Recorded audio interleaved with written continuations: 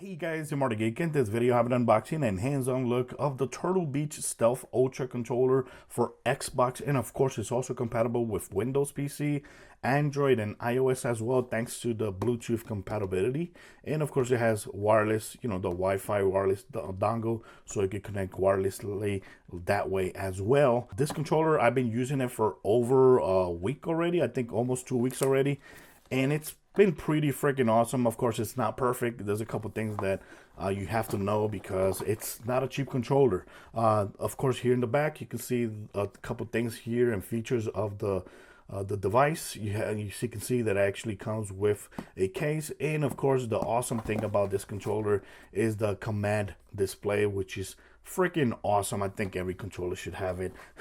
Of course, this is not a cheap controller. It goes for around $200 regular price, but lately I think I saw it for 175 or 180 on Amazon. In the inside you have stickers, you have a couple warranty stuff here that you have, and of course a couple tips here on how to set up the controller for the first time, and a quick start guide right there as well. Just gonna put this to the side. And of course, this company actually it's the same company that does the Atom controller that I did a video for just a couple weeks ago. Very great device for mobile gaming. So here it is. It comes in this case right here. And when it's in the case, you can also charge the controller while it's in the case. Like you see that? This is a little rubber cover that you put it right there, and it just covers the charging port. And you go like that. And then you have access to the USB-C port. Has this right here. You can hang it to maybe a backpack or something like that. Of course, the build quality of the case, it's just freaking awesome. It feels good. I like the colors. Purple with the logo right there. Looks pretty cool. And voila. Over here, I'm going to take this out.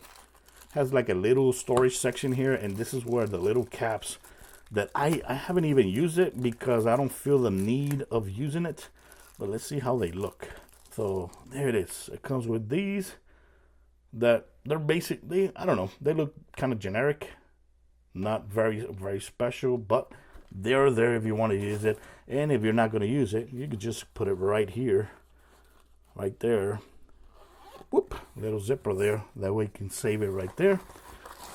Here comes a cable. This cable is actually pretty long. I think it's almost 10 foot long, man. It's like 8 or 6 foot. No, it's more than 6 foot. So USB-A to USB-C. Okay, I connected it here to the Xbox. That way I can show you guys how it looks when it is actually charging.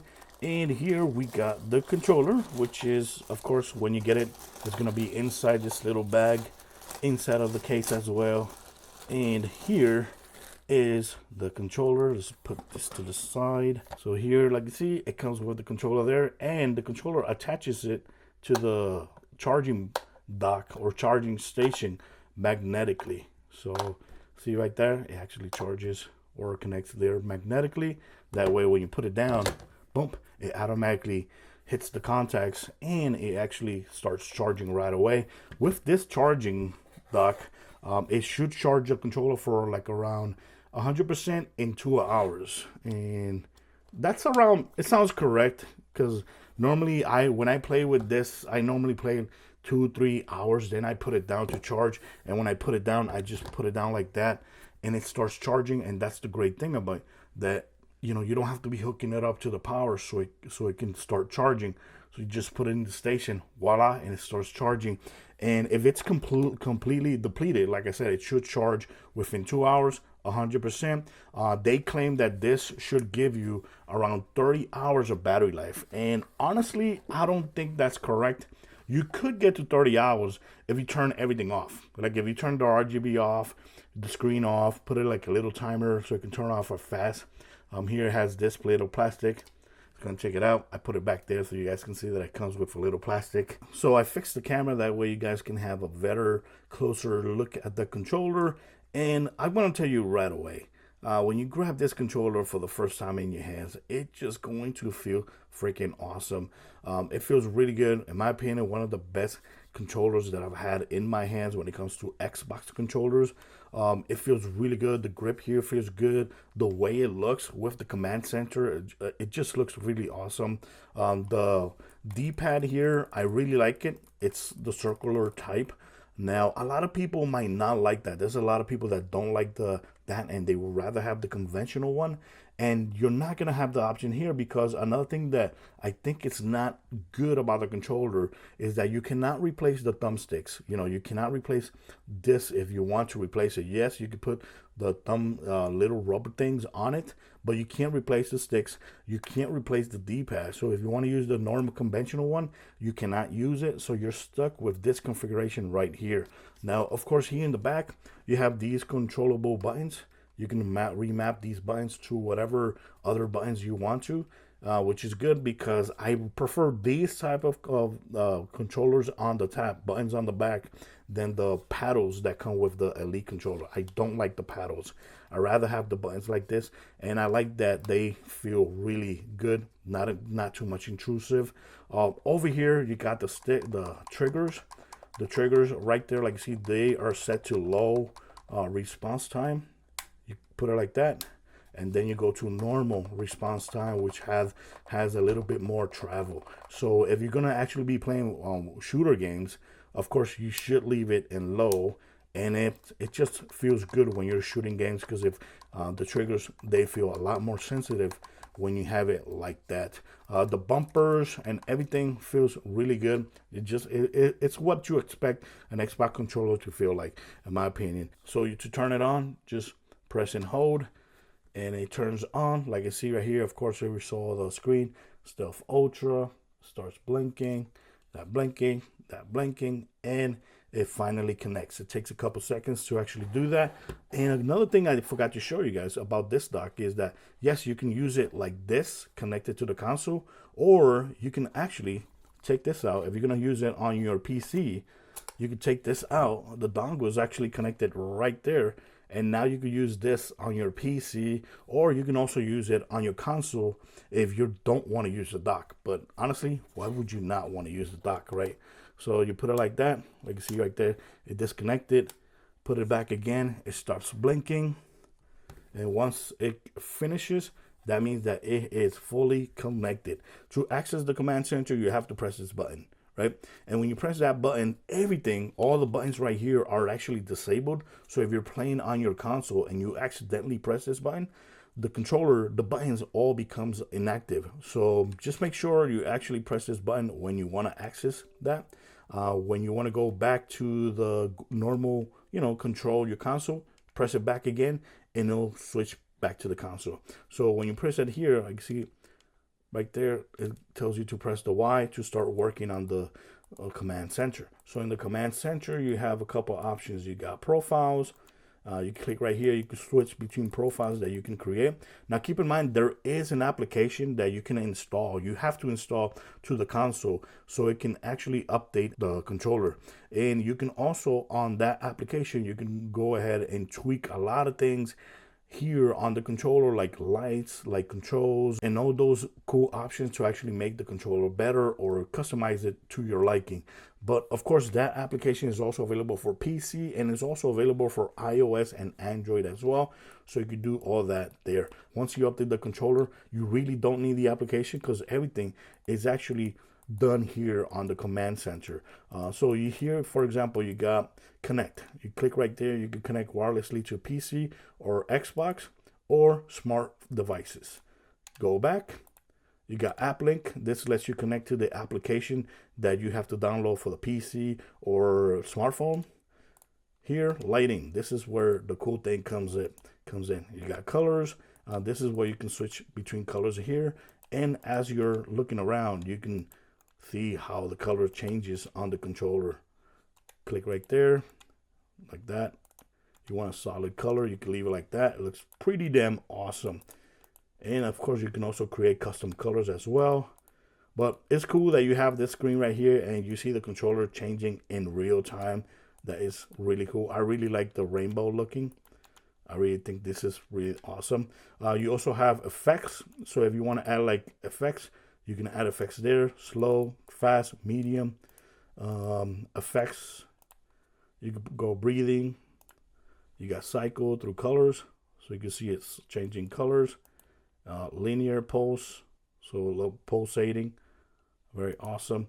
Dynamic, static, and breathing. So I keep it mainly on static. You got effect speed, colors, go back. Then you got vibration. Here you can control the vibration. And as you're pressing this, you can actually feel the controller vibrating less or vibrating a lot more. I leave it here because I like slight vibration. Mapping, you can map the button. You see that? Axis mapping. Buttons, these are to actually customize the rear buttons. So I like that it's easier to actually customize these rear buttons. Like see P1, P2, P3, P4, P1, P2, P3, P4. So that's what you choose here to actually customize the rear button. And here, oh, you can't see the headset because we don't have the headset connected. Social, system, this is where you can see the software. If you can update the controller, calibration, screen brightness. No. Screen brightness, it's all the way up, but you can lower it down to actually get better battery life. I leave it right there for the purpose of the video. LED brightness, you can turn it up or you can turn it down. And screen timeout, this screen right there, you can go ahead and put it 10 minutes, or you could go ahead and time it out for 1 minute. That way you could get better battery life. But right now I have it halfway. Sleep time, you could control the sleep of the controller. So if you want the controller to go to sleep after 5 minutes, if you're not using it, you can put it right there. That way it's you save power. And here is your custom power mode for the controller. You got custom, eco, balance, full, or custom. I just leave it in full right now. And charging LED, right? Charging social alerts and firmware. So there you have it. So right now, if you want to see the other controls for this is the headphones that I'm connected here. So you connect it right there and boom, right away, you see the other options popping up. So here we got a microphone. You could turn it off or you could turn it on. There you go. And over here you got this is the EQ. You could turn the change between EQs here as well. Very, very cool. There you go. So yeah, those are all the cool options that you have here. Now when you're done, right, let's take this out. Now when you're done using this command center, just press this button over here. Then you could go ahead and start playing. And when it's charging, this is how it looks. Let's go and show you guys. Put that right there. The controller is going to turn on Stealth Ultra, and there you go. Then it's going to start charging. There you go. You can see the percentage. You can see the battery going up and down animation. The charging animation actually looks pretty cool. It says charging.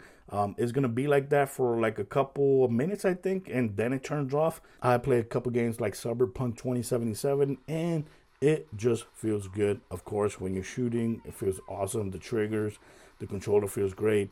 When you're driving around on a motorcycle or any vehicle, it feels good. I have no complaints whatsoever. Like I said, it just feels like a spot controller, but better looking, you know, with the screen and the RGB. I think it's freaking awesome. And of course, I also played a little bit of one of my favorite free games, which is Disney's Speedstorm, which is addicting. I can't stop playing it. Every once in a while, I'll pick it up to actually start playing it and unlock new things and new stages.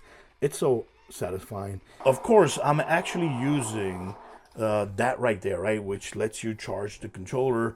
But like I said, if you don't want to have this lying around, you can just take this out. And like you see right there, once you take it out, it just disconnects from the console. And right here, I can just take that out and put it right there. Boom. Once it hooks up right there, it starts blinking, right? Because it has to make a connection. And once it stops connecting or blinking, you're good to go. You can just go ahead and keep on playing your awesome game. Oh, I think they're going to fire me. Let me take this off. I think they started firing at me. And basically that's it, guys. Like I said, this is a very good, awesome looking controller. I love the way it feels in my hand. When you compare it to the normal controller, which I have right here, it feels like an original Xbox controller. But of course, it looks really cool with the screen right there, the command center or the command display, the rear buttons. I think is awesome. Of course, the negative thing I would have to say is that for the price that you're paying, you can't replace these thumbsticks, which would have been nice. You can't change from a circle D-pad to a regular D-pad. You can't do that. So when you're using this, right, take a right there, it takes a screenshot. But sometimes you might accidentally press this button, and if you press that button, the game becomes unresponsive. So you got to press it again to actually get back into gameplay. So once you press it again, well, you can actually start controlling, you know, your game. So yeah, keep that in mind. If you're one of those that actually use the recording button a lot, it could take time to actually get used to hitting this button instead of hitting this button accidentally. It would have been nice if this button was like here in the bottom or here in the top. That would have been nice, but hey, it's right there. But other than that, guys, thanks for watching this video. Let me know in the comments what you think about this controller. Like I said, this was sent to me so I can try it out, make a video for you guys. So that's what I'm doing right now. And if you have any questions, leave it in the comments. I'll leave links in my descriptions for this controller, just in case you're interested in getting it or reading a little bit more into it. So thanks for watching. Till next time, guys. Bye-bye.